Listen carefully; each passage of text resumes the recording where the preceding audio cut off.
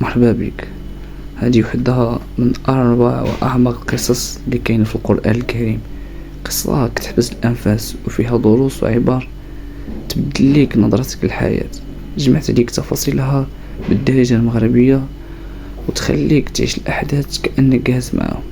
جيب كاس داتاي ارتاح وعيش معايا هاد الرحلة العجيبة اللي غتستغرق منك تقريبا 10 دقائق وغتسير، يعني ما نطولش عليك بزاف.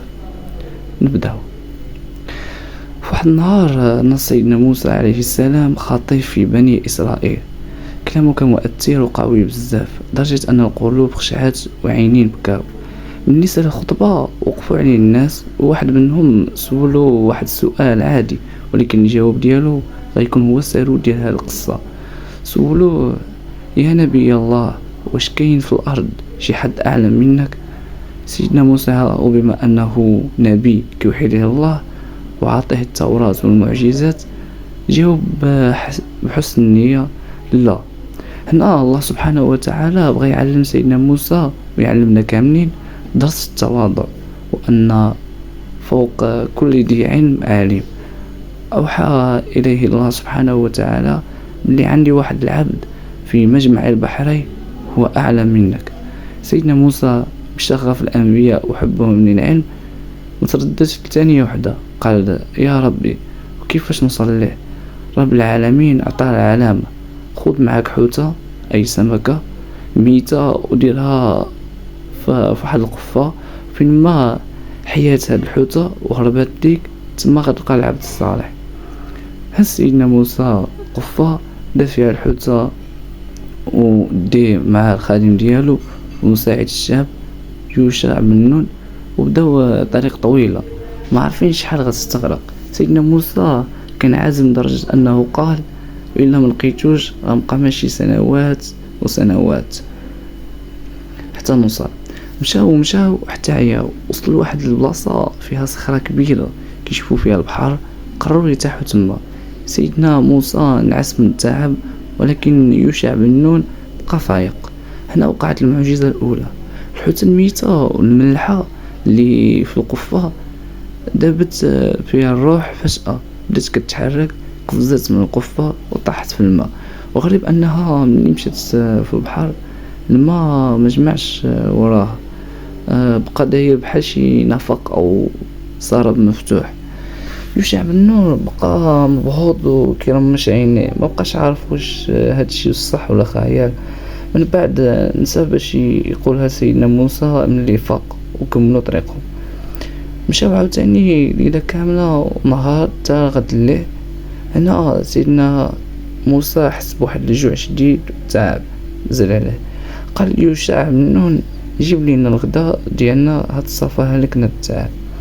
هنا يوشع بن نون ضرب جبهته وتفكر. قال له: تفكرتي ملي كنا انا وياك حدا ديك الصخره؟ تما الحوت حيات وهربت للبحر بطريقه عجيبه. الشيطان هو اللي نساني ما نقولهاش ليك. سيدنا موسى ما بقاش كيفكر في الجوع، الفرحه ديريكت قفزات العيني وقال: هذاك هو المكان اللي كنقلبوا عليه.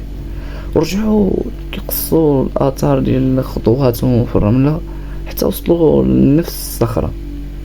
ملي وصلوا للصخره لقاو راجل مغطي بثوب ابيض هادي كيعم عليه الوقار، انه الخضر عليه السلام، العبد الصالح اللي الله عطاه من علم لدني، يعني علم الغيب باذنه سبحانه وتعالى.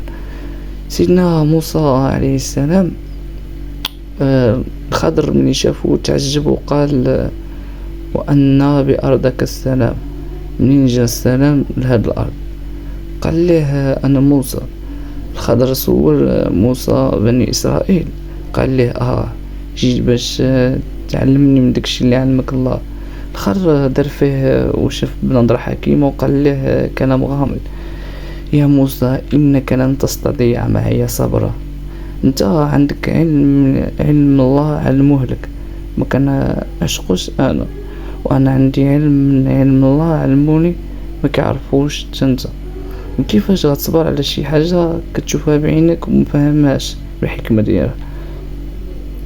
سيدنا موسى بكامل الحماس قال له ستجدني إن شاء الله صابرا ولا أعصي لك أمرا. الخضر حط شرط واحد وصارم، إلا غتبعني ما تسولنيش على حتى شي حاجة حتى نهضر أنا الأول ونشرح لك. وافق سيدنا موسى وبدات الرحلة المشوقة. ركبوا في واحد السفينة صغيرة ديال الناس دراوش مساكن خدامين بها كيجيبوا لقمة العيش. هاد الناس من اللي يعرفوا الخضر فرحوا به وركبوه معاهم ولا ما يخلصوا حتى ريال. شويه ملي وصلوا لوسط البحر سيدنا موسى كيشوف الخضر هز واحد الفأس وبدا كيتقف في السفينه وكيقلع منها الخشب. الماء بدا كيدخل والسفينه كانت غتغرق. سيدنا موسى ما قدرش يسكت، الناس داروا فيه خير وهذا كيجازيهم بهذه الطريقه. قال له هو معصب: أخرقتها لتغرق أهلها لقد جئت شيئا إمرا. واش تقبتيها باش تغرق الناس؟ هادشي اللي درتي راه كارثة. الخضر دار عنده برود تام وقال له: ألم أقل إنك لن تستطيع معي صبرا؟ سيدنا موسى تفكر الشط وتحرج، قال له: لا تؤاخذني بما نسيت، متبقاش هز عليا نسيت. نزلوا من السفينة وكملوا طريقهم، مشى ماشيا على الأقدام. هما غاديين حتى دازوا على واحد الساحة فيها دراري صغار كيلعبوا. الخضر مشى لواحد الولد فيهم كان باين عليه وسيم وزوين، شدو وعزلوا على الدراري وفي لمح البصر قتلو. هنا سيدنا موسى ضروري الفراغ، مبقاش قادر يتحكم في راسو كاع. هذه روح بريئة ماتت قدام عينيه بلا دم. صرخ غوت في وجه الخضر: أقتلت نفسا زكية بغير نفس لقد جئت شيئا نكرا. واش قتلتي طفل بريء ما دار والو؟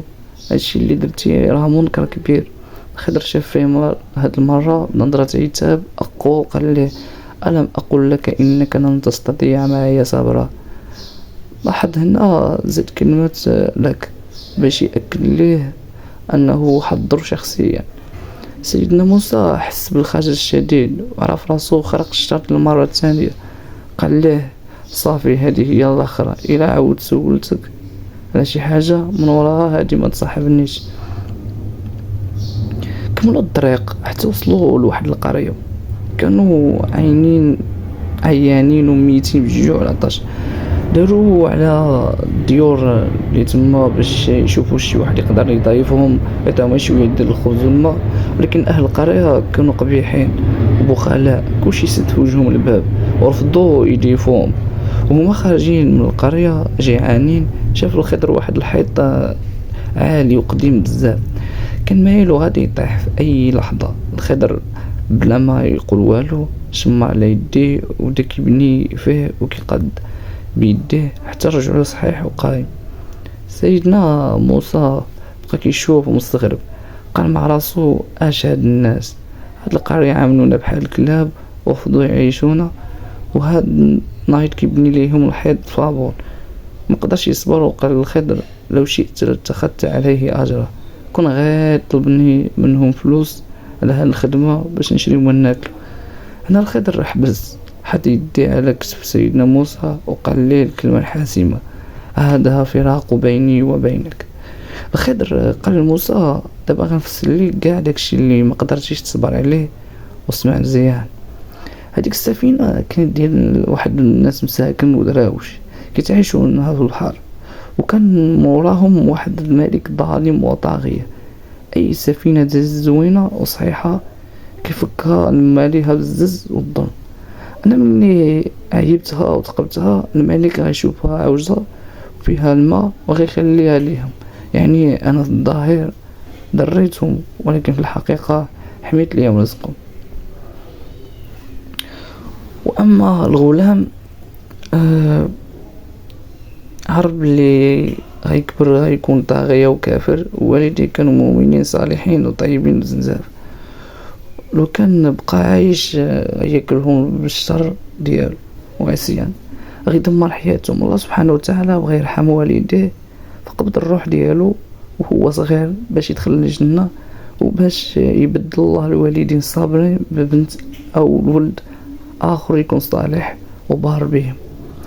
اما هاد الجدار اللي في هاد القريه د البخلاء كانوا الجوج دراري يتامى صغار عايشين تما، وتحت هذاك الحيط كاين واحد الكنز مدفون ديالهم مخبى ليهم الاب ديالهم اللي كان راجل صالح ومات.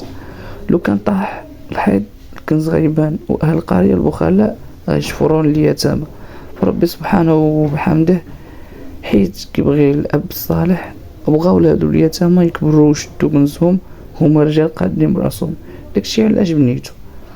وفي الاخير ختم الخضر كلامه بواحد الجمله عظيمه كتذوب القلب: وما فعلته عن امري ذلك تأويل ما لم تستطع عليه صبرا. هادشي كامل ما درتوش من راسي، هذا امر الله سبحانه وتعالى. العبره من القصه بزاف د المرات في حياتنا كتوقع لينا شي حاجه كنقولوا عليها مصيبه او حاجه خايبه، مرض، خسارة الفلوس، فراق شخص، ضياع فرصه، وكنبقاو نسولو علاش يا ربي وقع لي هادشي. هاد القصه تقول لينا ارتاحوا، حنا كبشر كنشوفوا غير الظاهر بحال سيدنا موسى، ولكن الله سبحانه وتعالى كيشوف الخلفيات والمستقبل والعمق بحال الخضر. شحال من حاجه كتضلنا في الاول بحال ثقب السفينه كتكون هي السبب باش تحمينا من مصيبه كبر الملك الظالم، وشحال من عطاء كيتمنع علينا بحال موت الغلام كيكون وراه رحمه كبيره كبر من اللي كنتخيلو.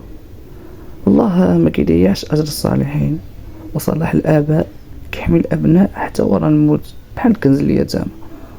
الخلاصه تقفيده بالزبير ديال الله سبحانه وتعالى، الخير دائما فيما اختاره الله، وخيبا ليك الظاهر كيبكي والباطن راه عامر بالرحمات.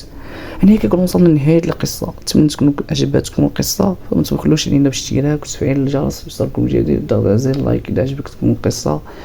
واي قصه بغيتو ندير عليها فيديو سواء كانت خياليه او علميه او دينيه او حتى على الجن وداك الشيء، كتبونا في كومنتات نحاول نعمل فيديو.